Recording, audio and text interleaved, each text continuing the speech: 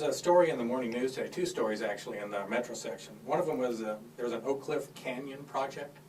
A land, couple hundred acres around I-30 in Westmoreland. I don't know if you guys saw it or are familiar with it, but the developer is looking for $130 million in TIF allowances essentially from the city, $70 million for streets and water and that type of thing, and then $60 million in interest. So he's basically applying to the city for approval for the TIF money. Then underneath that story was a story about the Ferguson Road Initiative, the 20-year weed and seed program. And they've gotten a couple $1 million from the feds. Well, that money's drying up now, and they're $156,000 annually short of kind of keeping their anti-crime effort going. I mean, typically, I would expect in Dallas that TIF request is going to be approved. These guys aren't, the Ferguson Road people aren't necessarily asking the city for money, but they probably aren't going to get any either.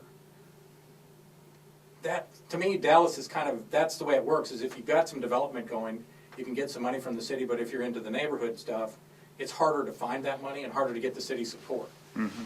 Any thoughts on that or anything that can be done, or maybe I'm just looking at it the wrong way? No, I think I'm not going to comment specifically about the Oak Cliff Canyon project, but let's talk about your bigger question that you're asking. I think I'm excited that somebody is wanting to develop in the southern sector.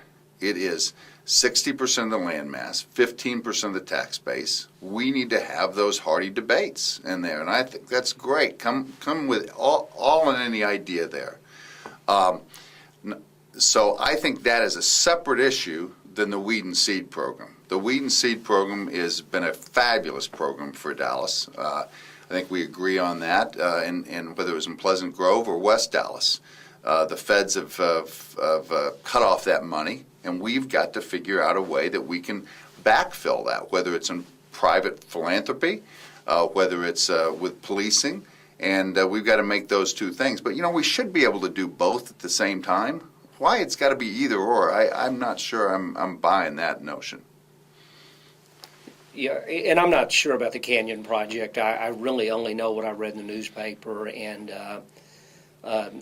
generally I'm more supportive of TIF projects because at least on theory they're adding to the taxable value, and ultimately that additional valuation will go back into the property tax rolls. But I do think that what we miss some opportunities in Dallas to spend a relatively small amount of money to have a big impact, and I believe that's going to happen in the Lois Greenville Avenue area with the change in the city ordinance where businesses have to prove they're good neighbors to stay open after 12 midnight, and there's going to be some investments in the streetscape and Garland Gaston around White Rock spillways, another opportunity to spend a relatively small amount of money and change the character of that whole area and help cause redevelopment to occur. And a great example is Bishop Arts District, where the city spent about $1 million and helped with lighting and sidewalks and some other public improvements. The next thing you know,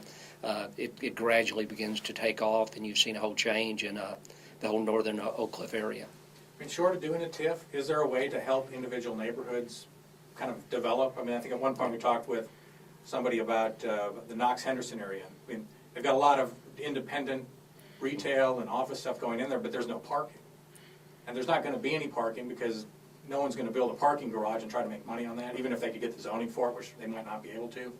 Maybe the city could do something, maybe they shouldn't. You know, I don't know, where does the line draw between what the city should be doing, what the mayor can do, and then what the neighborhoods need, I guess? Well, first of all, I think the mayor needs to be an individual that brings intelligent, well-intentioned people together and create that dialogue. I think what we're talking about are some exciting things on Lower Henderson. Cedar Springs, we need some parking over there. We need parking at Bishop Arts. Hip, hip, hooray. We're moving. We're growing. There's a lot of towns in the cities in the United States that aren't. What we need to do is do it in a more planful fashion so neighborhoods feel empowered. They don't right now. They feel alienated, and they don't feel like anybody's listening to them because we're not as transparent as we need to be at City Hall. So we need to be more transparent. We need to have structured dialogues and not kind of just send things in a black hole of zoning and they never come back out. I think try to kind of answer your question from my perspective. I really do like the concept.